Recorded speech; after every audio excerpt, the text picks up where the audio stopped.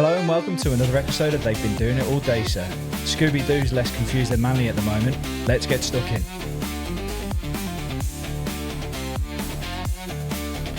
How was your weekend? It was good. It was good until 4:05 on Sunday at Brookvale, if I'm being perfectly honest. How about yours? You know what? The start of the weekend was actually pretty good, although I felt considerably ropey on Saturday. There was a dad's drinks for my son's school organised and went along to that. And I won a meat raffle. Yeah. And I won a free hat from the brewery. There we go. But I also drank too many beers and felt absolutely ropey the next day. So, Christmas is it you're not drinking till? Yeah, something like that. I feel like I just need a whole reset. And I feel like every weekend I'm like, I'm not going to drink this weekend. And next thing I know, I'm 20 beers deep. It gets you. As I said to you, I very much woke up on Saturday, saw the sun, such a beautiful day. And I was just like, I need a beer. I just need to enjoy a beer in this weather. Couldn't think of anything worse. Until, like you say, Sunday rolls around. And then things can actually get worse. But one thing to touch on quickly, England Six Nations. Shocking. The Six Nations in general, shocking, yes. No. Six Nations in general was incredible. Like, one of the most competitive, I think, Six Nations there has been in a while. The fact that Scotland could have won it. Yeah, I did see something on the Good, the Bad, the Rugby earlier where I think Joe Marler and James Haskell were talking, and Joe Marler made a good point. I think it's the England fans had hyped up England more than England hyping up themselves, if you know what I mean. I don't think it helped that they went 12 games unbeaten, so they're expecting something big. But again, poor tactics in poor tactical decisions, which ruin momentum and cut them down. Discipline as well. Too many yellow cards, too many penalties at key points. Questionable whatever the penalty was for that won it for France. But look, if you stay strong and you play to the rules, you don't give that away, and you end up winning that game. And what a fantastic victory it would have been. We'd have given Ireland the Six Nations, but I would have preferred them over the French.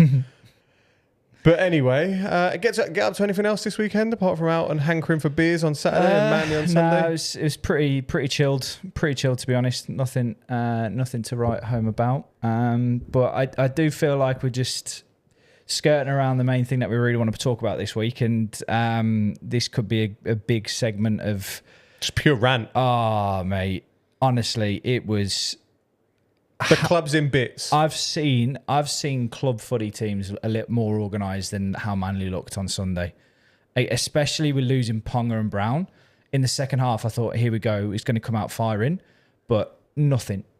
The tone was set from minute one, right? And like we're sitting there. It happened pretty much in front of us. The ball goes to Luke Brooks. You could see him look at it and go, that's going to go out. Step forward and go, that's not going to go out. And then just let it bounce out the back, and they score from that first set. Defensively looked shocking on the left-hand side, or Manly's right-hand side, Newcastle's left-hand side. They just strolled over. There was no one there to stop. I can't even remember who it is that scored the first try. But I feel it just comes down, I don't know, like effort. But I also think leadership as well. We've been there the last 3 seasons now, 3 seasons under Seibold, and the team's regressed. It's not got any better. If anything, it's got worse. Tactically, I don't understand this concept of the wingers constantly biting in when there's an overlap. It's pointless, because you've got people there that aren't making the tackles. You've got Saab, who's just trying to fly in and just doesn't make the tackle. Yeah. And you've got on the other wing, you've got Hapawate, who just sometimes feels in two mind. Why they aren't just flowing and Saab just allow the man to cut on the inside. And if they cut inside and they beat Garrick, they cut inside and beat Garrick. But then at least they've got the one-on-one on the outside. And you should think Turbos should be behind there, flying across with them as well to be able to get there. So I just don't understand how after 3 years that hasn't been fixed. One other thing that bamboozles me, right? We bought in a number 7 with probably the biggest boot in the league in terms of height. Maybe Mitchell Moses can come close, and Matty Burton. Enormous leg that puts significant hang time on the ball. And you think, brilliant. we'll be able to get down there, stop them deep in their 20 or their 10, and they won't be able to get out. And every time the ball was kicked, it went up in the air. You're looking at it and you're like, fullback makes a catch or one of the wingers make a catch, and no one is in within 15 metres of them. And someone mentioned it, I can't remember who it was during the game. DCE was the one that ran down there all the time. Yeah. Every time he booted the ball, even though they weren't the greatest of kicks, like they didn't get the biggest height, he was the first one there, putting effort in to hit whoever it was, or at least slow down whoever it was that caught the ball. And it's not just in that aspect of the game. You also look at the effort in line speed. Like Newcastle were up in Manly's face. As soon as the ball was put on the floor, bang, they were up on the line and were stopping us 1, 2, 3, 4 metre gain. Whereas it seemed they were just getting the ball, passing it around for fun, creating space. And I don't know, it's just so shit. And what it just tops it all off when I talk about effort is Ruben Garrick, 6 minutes to go. All right, whether we had gone on to win the game after, I don't know. Like on the day, I was looking at it going, he's done that to try and get a penalty out of Dom Young, who made the tackle. But the fact there was no one near him when he played the ball, and Saab's absolutely run off to a completely different direction, not even focusing on what could potentially happen. He was looking for the offload inside or looking for Garrick to give the ball, and has just gone, I don't need to jog back. He could have been the person that picked up the ball and ran. Everyone was offside. Saab could have picked the ball up and scored easily. If someone would have run after him and followed, yeah, all right, there's only 6 minutes to go, but fucking move yourself. It's like, intent. Get down there. And it was just terrible. It was absolutely terrible. And like you said, Ponga, Fletcher Sharp wasn't there. Dylan Brown was out. And we looked like the team that were just... that were missing all of those players. And that's what it comes down to is again, I skirted on it with leadership. There was a moment, I think into the second half, where Turbo took the ball at dummy half and no one was set up for an attacking play. We were like 5 to 10 metres out and there wasn't any attacking set up. So you've got to look at it. Is it the halves aren't setting things up? Is Fogarty not really gotten in the rhythm yet to be able to set up the attacking lines? Do they have any attacking plays to actually run through? Surely they should. They've got to. But it's getting there, and you're not seeing anything. You're not seeing any sort of identity, I suppose, in that. Like the couple of kicks where Kohler chased down, one of them they ended up getting a scrum off, and I think that's when Fogarty or Turbo scored. And then the other one, which was ridiculous, was they end up getting to the try, stopping it 5 meters in, and they end up going coast to coast.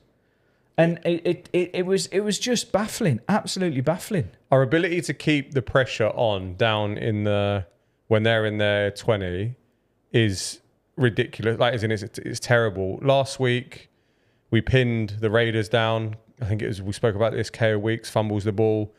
They get down the other end. This week, exactly the same situation happened again. Bradman Best seemingly just walked through the middle of the line. I don't know who it was. I would take a guess. It was either... It was on the right side again. Yeah, right side again. I think it might have been Garrick, or it might have even been Nathan Brown when he was on. I can't remember. But then just takes off, and it's just an easy try. Look, at one point, we were 12-0 down, and we brought it back to 12-10. There was a contentious call at the very start as well, where, was it Saab maybe, who dived off the side and batted it? Yeah. I haven't watched a replay of it. Whether it actually went forward or not, I don't know. No, it didn't, because it had to go backwards to come off Ponga. That was it. Or whoever it was. But look, Ponga was outstanding when he was on. Brown was outstanding when but the fact that they both injured, they had no Fletcher Sharp as backup. They had 2 people rotating on their bench for their final 2 interchange.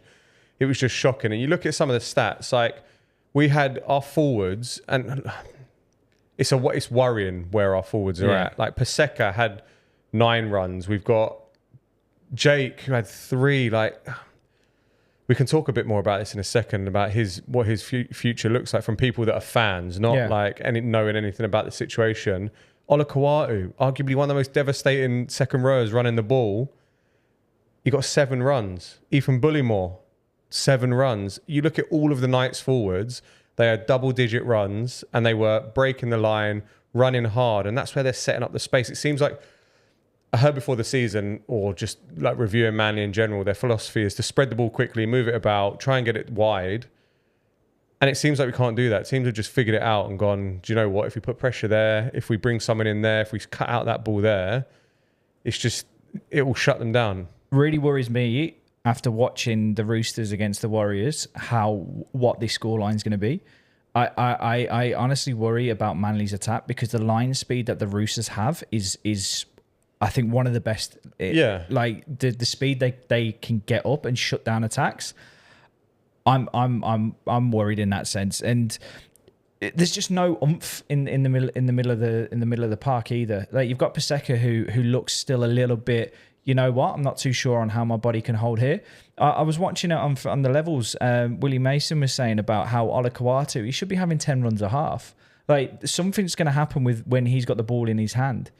So it's a case of I just don't know. I just don't see what. Yes, the players have come out and said we have to take a bit of responsibility. There were a lot of mistakes. Like of course you do. We'll talk about Seibold in a minute and the pressure that he's under, but there were a hell of a lot of mistakes. 15 mistakes made by Manly, and some of them were absolute howlers.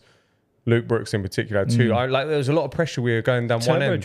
Turbo dropped one, and it just seemed I think they scored 3. So the 2 Brooks knock-ons and the Turbo one, I think that's where 3 of their tries came from. Yeah, and it's just mistakes like that just can't happen. But I look at Jake Trebojevic, and like we've known, like you say, we've been following Manly for 3-4 seasons, and you can never talk about someone that's taken like a head knock because you never know, you've never been in that situation. But it just seems like he has lost a step, and confidence might not. I don't know, like confidence might not be 100%. And I heard the Buy Round podcast talking about it, and is like, if you drop Jake, does that impact Ben, Tom? Like, I'll give Ben his dues. Like, he hasn't been the best in recent seasons, but he looks like he's running. He's just going about his business. Like, he had a solid performance. Like, his hands have got better. He's hitting the line hard. He's making tackles. I think I said he was arguably the best performer for Manly on Sunday, and rightly so. He's stuck at his craft, and he's earning the yards. He's playing a lot better than some of the others on that squad, and it's really starting to show. It is. One of the things that I saw earlier, which I thought was quite interesting. Obviously, Manly are going to get linked to absolutely everyone. Like Bronson Sherry were linked to him. And then Connor Watson as well. Yeah, I saw Connor Watson, which, like I said, we're going to get linked to absolutely everyone. But that would be someone that reads the game, reads it from... Do you allow Garrick to go early to then get Watson? I mean, I would. I think we've got an overload of backs. I think we need more... We need more oomph. And we need a hooker. This is what we do. We do need a hooker who will give and drive. And this is what I was saying to you: go after Bronson, and I reckon you drop Saab and bring on Blake Wilson and have Cherry and Wilson on that right side. Like you then think about the aerial attack, but Saab doesn't bring anything. Like I when a ball goes up to him, I'm backing the ball. Like it's a lot of the time. And you talk about his speed, but other than that, like what does he offer? Like it's not like you say he's jumping up and competing for the high balls, because he's not getting there. No. Like no one's effort is to get down there. And I don't think we were once in a position on Sunday for Fogarty to put up a ball, which I don't think his balls that he kicked up when we were near the goal line were that great. Like there was one I remember that was in front of us. Too flat. It came so short. There was no pressure on the try line in order for Saab or whoever, Olakawatu, to jump up and actually go for it. But on the team selection front, like this is where Seibold is in control. Yeah. And this is what he is responsible for. The mistakes on the field you can kind of let go because they're players and they've come out and admitted too many mistakes.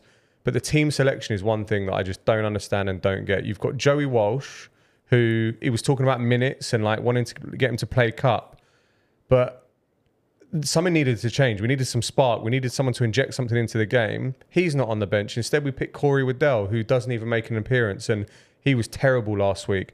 We're lacking forwards, and we've got 2 huge bodies. Massive men. Playing in New South Wales Cup. We've got Fafita and Leafi. And everyone talks about, Leafi's too young. He's only 19 years old. He needs experience. Well, Cooper Bai, that plays for the Titans, 19 years old, scored for the Titans this weekend against the Dolphins. And it makes you think, why not just pick them? They would play without fear. If they're good enough, play them. the young kids that are not scared of reputation. They want to prove a point and they want to get out there, be physical. Look what Leafi did to Sean Kepi in pre-season. Yeah. Ran him over and ran him into the turf. He's going to want to prove a point and come on. If he's not selected for the Roosters, I'm telling you, I think I might rip up the season ticket, the plastic season ticket, before we even get there. Something big needs to change. Something big really needs to change. I read earlier that Fafita's on a training trial as well, so I don't know whether that. And he's obviously come over for the Dragons. They didn't extend his contract, so I don't know when. Is it one of those ones where he's only activated from round 10 onwards? Can he not be picked? But he's another big body, and I don't know. It's just so frustrating. But it's the biggest frustration about this is when Turbo comes out and players come out after and they go, "Yeah, got no excuse for that." You've got 17,000 people in the stadium that are paid money, and you've got people that pay memberships and Manly they gloat about their memberships and how many they've got and this, that and the other, and you turn up that dross. It's like patience wears thin quickly. And I think that's where there's a lot of calls for Seibold out, and I'm fully on that bandwagon. There's a gentleman in England who I reckon would do a fantastic job, and I think it's time to bring him back in. Willie Peters, get straight on the phone to him. Madge, how much longer has he got at the Broncos? I'd bring him straight down. That would, because one of the things I've got to say is the players looking fit. Like, I don't know what they've been doing in pre-season, and I can't exactly talk. I've run a half marathon and now I've been out for 2 weeks with my foot. Like there's something needs to happen, and there's a spark that needs to go into it. And like there needs to be a change, like, you know, when that new manager bounce comes in. And I was chatting to my lad at work, and I was today, and I was saying about Sean Edwards, like not necessarily coming in as a head coach, because I don't think that's his role. But if he came in as a defensive coach, like in 2008 when he was under Warren Gatland, Wales conceded 2 tries in the 2008 Six Nations. Yeah. So I know that France conceded 19, but it's really hard to keep up to it. But he's proven that he can work, and so. But is he been too far out of league now? And same with Andy Farrell. But like, there's names over there in rugby union at the moment who are bringing strong teams together. Will they venture back over? You just don't know. And the thing is, like, obviously Mastrov went, so Seibold was Mastrov's hire. So Jason King has almost got an almost the next free hire, play, but he's got a free play to go. This wasn't me, so the next hire is going to be huge. It is. The next hire is huge because what happened with Des, Seibold's come in and just not worked. Yeah, Manly have now been out of really any sort of competition for the Prem for a while now. They are that sort of, you talk about sleeping giants, but Manly are a team that need to be on the cusp. Like last year, there was so much promise until DCE came out and did all that shit, and then we got injuries, and then this, that, and the other happened. But last year could have been a year if things had gone another way, that not contending for the Premiership. I don't think we were good enough, but we beat all the top teams. Yeah. So something was in there, and then all of a sudden to drop off a cliff like we had, and genuinely look like I was joking last week saying we're not going to get the spoon. Like, we lost by 1 point to last year's Premiers, who then got waxed by the Warriors, but we actually looked like spoon contenders. That was one of the worst performances in sport in general. Yeah, I think really I've ever bad. seen. Really bad. If you had to give Seibold a lifespan that he had to prove himself, how long are you giving him? A couple of weeks, if that. I reckon we need to beat the Roosters. If we don't if you don't beat the Roosters, I think if we get embarrassed by the Roosters, I think he's gone. And I really think Roosters could put 50 points on us. We'll preview it next week and we'll go through what we think is going to happen next week. But I don't know, like DC coming back to 4 Pines Park, you'd think that might G up the boys to get stuck in. Manly have got a week now or 10 days to sort themselves out.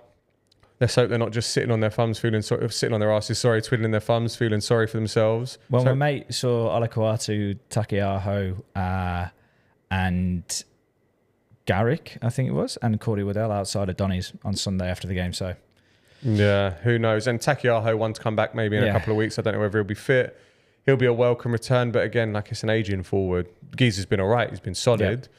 But he's not that powerful runner through the middle, like that forward that just brings it. And I think that's where the young energy would come in of Leafi. Yeah. Just give him the ball, see what he can do.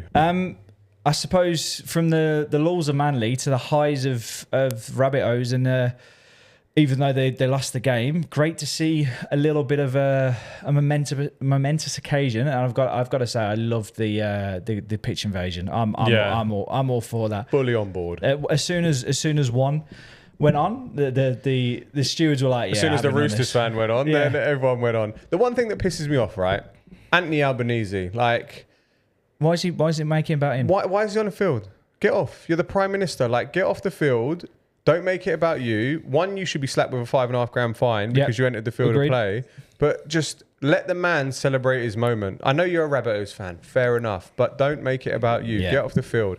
But what a great scene. And the best shot was, like, they'd all obviously started diving on top, and then it went to the above shot, and you could just see, like, the people coming in from all angles. But you could argue that the Rabbitohs were back in the game. They might have even been winning after that try. I can't remember. How it was. It was a great game, and like the Rabbitohs have really impressed, and the Roosters just, I think we're just that the defensive speed is ridiculous. Quick. It is so fast. The likes of Lindsay Collins, Angus Crichton, they are so fast off the line, and it is scary. But I reckon the pitch invasion, had it have not happened, Rabbitohs hold momentum and they go on and win that game. Yeah. Whereas what happened was they come out, like, the height builds up, then the adrenaline comes off. They got to go out, get themselves charged up again. And look, DC didn't have the greatest of games last week against the Warriors. Yeah. But if there's one thing the man can do, that's stick a grabber kick in that causes disruption. And then when you've got a weapon like Tedesco, dives on it and away you go. But look, close game. Rabbitohs look good when they need to. Roosters have fired back. One that we did not see coming though, Eels toppling the Broncos. Who knows what is going on? I said it to you. The Broncos are playing like to get match sacked. I always go to. It's always quite funny, the meme that goes around when I think it was Liverpool versus Blackburn, and Stephen Gerrard's as a penalty, I think, to save Roy Hodgson's job. He looks over at the bench and then skies it, and that's how I feel the Broncos are playing at the moment. You see, like, Walsh dropped an absolute clanger, like an absolute dolly. And he just goes about, right, I'm just gonna crack on. Like, there was no emotion. There was no emotion from the players either. Like, it just felt a bit not scripted per se, but it just, like, and they were dominating the game, which is a thing I don't understand. They were absolutely flying, and then just the foot came off the pedal, and they were struggling. Got to give credit to the Eels though. Yeah. Like, they looked all right. This is the Eels. That's the sort of performance from the Eels that I thought would come. Josh Adokar came back, and Mitch Moses was just so good. I do think the Eels are going to cause problems for a lot of teams this year. Yeah, so do I. And I think the Broncos have got. Mind you, look at last year; they just finished the season strong, and then look what they went on to do. So we can't write anyone off at the moment. The Panthers finished bottom of the table, bottom of the table. Oh yeah, actually Manly, but. A team that had performed very well over the first 2 weeks of the season, which I didn't think would happen. The Wars, they absolutely destroyed the Raiders. This was the Friday night early game, so I was sinking a few beers whilst winning meat raffles. Didn't really pay much attention to this. And when I flicked the score, and I was like 40 points against the Raiders. When KO weeks went over, I was like, I may have got this slightly wrong. Yeah. But then they were just one with the ground as they are, score 40 points on the trot, and the attack was just from everywhere. They made the Raiders look very uncomfortable, and I think the power in the middle really helped. They've still got Mitch Barnett to come back as well. And Luke Metcalf. So you've got to hand it to them. They're solid in New Zealand. It'll be interesting to see how they go this week and how they travel. Fisher Harris had another good game. Like, he was very much leading from the front. And it's just, I want to go back actually. Sorry, just to briefly touch on the Eels. One player that really impressed me in that game was Kalma Tuolangi. He had took the helmet off, incredible game. Took the lid off and was just running over people. The reason why it reminds, because I was just about to say about Leka Halasima and how he started, and they've both got that little rat's tail. Bit of a quiet start to the season from Hoodie Young. Also, Tarpanay, he gets away with murder. Against Manly, he should have been binned early on. And he should have been binned in this game as well. I didn't see it. I know you messaged me, but I wasn't watching it at that time. So- Did he lift the leg again? Or No, was it... I think it was a high shot. I High shot. can't remember what it was, but it was a high shot, no arms, and I think it was straight in the face. And I was just like, how's he got away with that? Yeah, there's people like the Storm. I can't remember who did they play. Storm play last. Storm Eels maybe last week, and what's his chops? McDonald gets just knocked out cold by one of the Eels players. There's nothing the geezer could do about it, and he gets binned. Mental. But I tell you, one team like I've tipped them to be premiers, and I'm happy with my choice. Yeah, they just look solid. The Penrith Panthers just look solid defensively. Defensively, I agree. I don't think the Sharks could have attacked for about 3 days, and I don't think they would have scored any more points. Where is that where they lack, and in what we were talking about and what I've said at the start of the season, why they are just a cemented top six team, but their inability to be able to break down strong defensive teams is their downfall, and that's where you've got the likes of Nico Hines they need to come up with something else.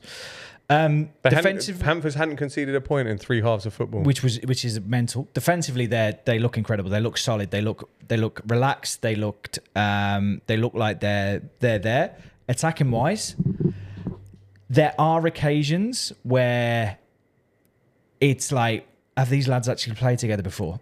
There was a few hospital passes and there was a few road passes, and I'm like, which is the only thing in the season, which is the only thing I can say about the Panthers at the moment. Jenkins is having a great start to the season. I think he scored a couple last week, couple this week, but they just look like business as usual. Yeah, like they lost to the it was the Raiders they lost to last year in the finals, was it? Yes. No, they beat the Broncos. Lost the Broncos. Sorry. Oh yeah, and then the Broncos lost to the Raiders. Raiders lost to the Broncos. So it's like they've gone. Do you know what? We're not far away. We don't need to tweak much. No one's leaving. Off we go as usual, and they're just carrying on. Team that has surprised, or not surprised, but the performance they put on is against the Cowboys. But Tigers look good. Yeah, like they look settled. Jerome Luai had an absolute ball game. Adam Dewey at 6. He was it? Yeah, he was 6, wasn't he? Yeah. I think he was. No, he Dewey's was 7. Luai 6. Yeah. So they look settled in the halves, bringing in all the weapons they have. They've got the Terrell Mays, like Pierce Paul within the second row. I sort of mentioned that him at sort of the back end of when we were going for our selections, but I hadn't realised how much of a powerhouse he was going to be and how much of an impact. Again, it's against the Cowboys. They've shipped a fair few points at the start of the season. But if I was a Tigers fan, I'd be very happy with how they look at the moment. Yeah, how they've started, how they look. Be interesting to see how they go this week. Like the Cowboys, it feels like it's Manly and the Cowboys for the spoon, which is mental. But yeah, it'll be interesting to see how the Tigers back that up. Good performance. Benji Marshall seems to have got them humming a bit, and his ways are kind of working now. But moving on to the Storm. Yep. That could have gone one or two ways, that game against the Dragons. It was quite strange. Up until just after half time, the Dragons looked like they were in it and they were going to cause a bit of an upset, but they just then flopped. I think is the greatest thing. But again, that's just Storm's brilliance. Harry Grant again, another great little try where he just lets everyone just flow, and he's just through pumps, the middle. Yeah, looks off he goes. So good. One of the turning points I think in the game was Gutherson went off for a HIA. Now, interestingly, I didn't actually think he got hit that hard in the head at all.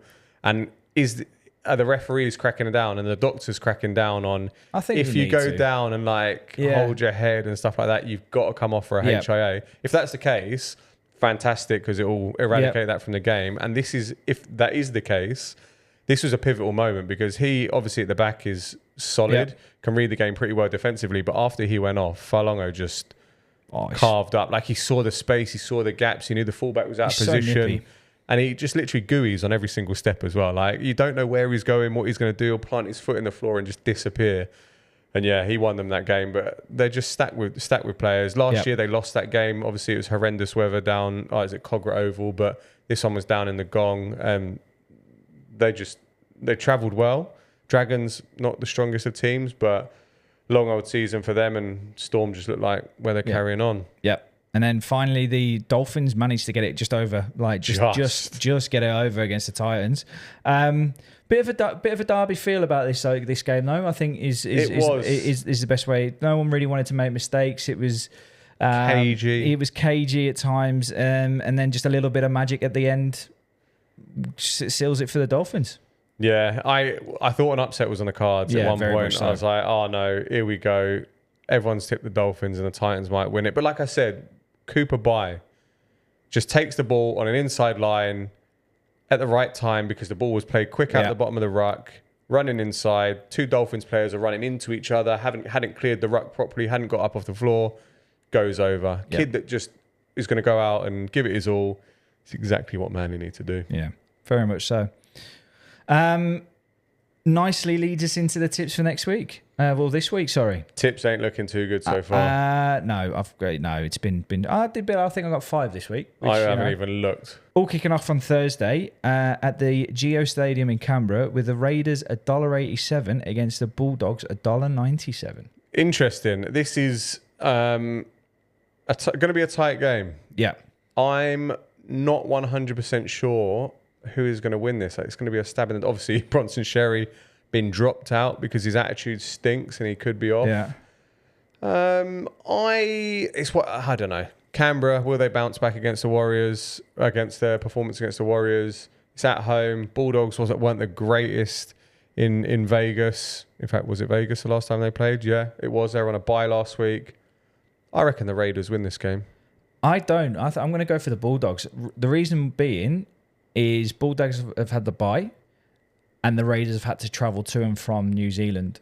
I think a little bit of that travel is going to have a little bit of an impact into it. And I just, from what I've seen from the Raiders over the Dogs, I think the Bulldogs have just got that grit in them to be able to turn them over. Yep, that takes us into Friday, the 6 p.m. kickoff. It's at the Allianz. The Sydney Roosters, $2.39 against those Penrith Panthers at $1.58. I'm going to go for the Panthers in this. Defensively sound, I think anything that the Roosters throw at them, I reckon the Panthers are going to be okay to deal with. They're going to have some different threats in regards to sort of, I suppose, DCE linking up with Big Marky Mark and Tupou. But I think defensively and attacking structure-wise, I think the Panthers have got this. The wingers will be a difference in this because Brian Toto is quite short, not quite high, gets found out under the high ball. Origin and Xavier Coates showed that. So I reckon their plan will be to attack that side, and I think it's Marky Mark. It might be. I could be wrong on that one. I think this is going to be a close game. I think the Roosters will show us what they've... This will be a good leveler of where they're at. But I think the Panthers win it. Yeah. Then that moves us into the late kickoff, the 8 o'clock kickoff on the Friday. The Melbourne Storm at $1.35 against the Brisbane Broncos at $3.23 already. At Amy Park as well. Storm by a big amount as well. Oh, I don't think it'll be big. I do. Defensively, Broncos just look all over the place. Yeah, I reckon it'll be a 13 pluser. I don't know. I don't think it'll be like a 40. They might score 40 points against them. I don't know, but I think it'll be 13 plus margin of victory. I'll be betting over the line, whatever it is. Over that. And then Saturday, we are at the McDonald Jones Stadium. Newcastle Knights, Manly's nemesis, at $2.37 against the New Zealand Warriors at $1.59. So this is gonna be quite a tough one. Sandon Smith and Fletcher Sharper in the halves. Ponga hasn't been named. Warriors are going to be away, so we're going to get to see what they're like. But saying that, I didn't see enough from Newcastle when they lost their sort of spine, whereas the Warriors are on a high, and I reckon the Warriors are going to get the win. Yeah, I reckon the Warriors are ticking.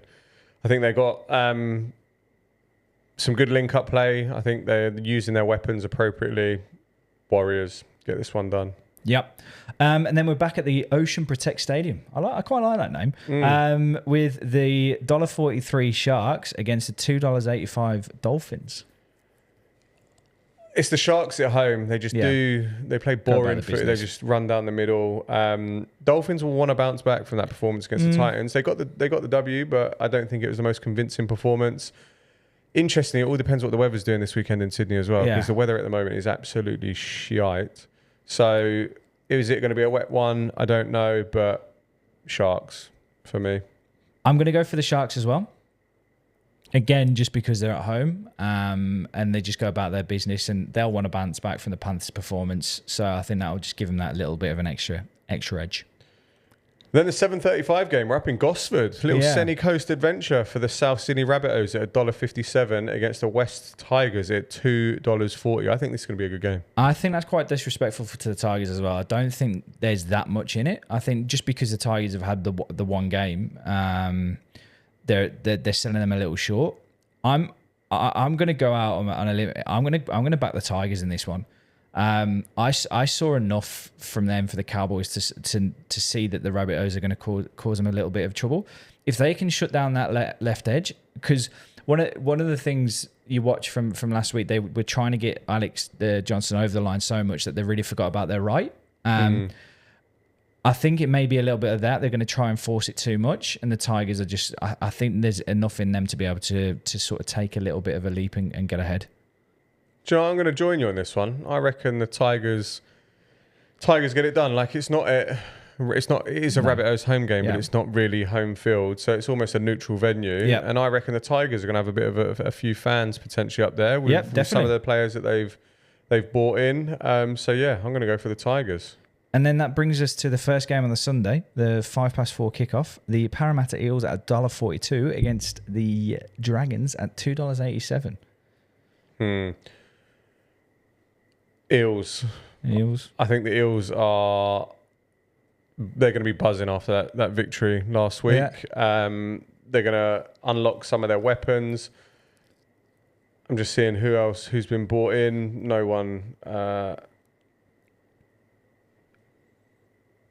Sorry, I forgot what I was going to say. They bought in, same team as last week. A few names bought in to support, but for me, the Parramatta Eels. I'm going to go for the Eels as well. I saw enough of them to really cause a bit of an issue to the Dragons, and that the Dragons sort of slipping off is quite worrying in that retrospect. So I'm going to join you with the Eels there. And the last game of the round on the Sunday, it's another Queensland derby. Yeah. It's the Cowboys at $1.60 against the Titans, $2.34. This one is in Townsville. I don't know whether the sports bet knows something that we don't, because those odds don't seem right. Cowboys are dreadful. Like, I think they're just above Manly at the moment, and how dreadful them two have been. Where the Titans have a little bit of oomph, and I'm going to back the Titans in this one. I think they were quite very good against the Dolphins. I think they've got something in them to cause the Cowboys issues. I agree. I fully back the Titans on this one. Like you say, I don't know why the Cowboys are $1.60 favourites. They've not looked good at all in their first two games. The Titans have looked all right. Like the first game of the season, I know they got absolutely waxed, but they looked like they'd improved, figured some things out last week, and I think they're going to get better week on week. So I'm going to go with the Gold Coast Titans in this one. And then finally, Manly on the bye. 2 points. 2 points, back of the net, secured. Finally got some points on the board, and away we go. But wow, that is needed. The boys need to be out on the field over the weekend. They're not messing around and getting things done. But that wraps it up for another week of review and tips. Be sure to hit that subscribe button. Give us a like on this one. Every little helps, and we will catch you in the next one. See you later.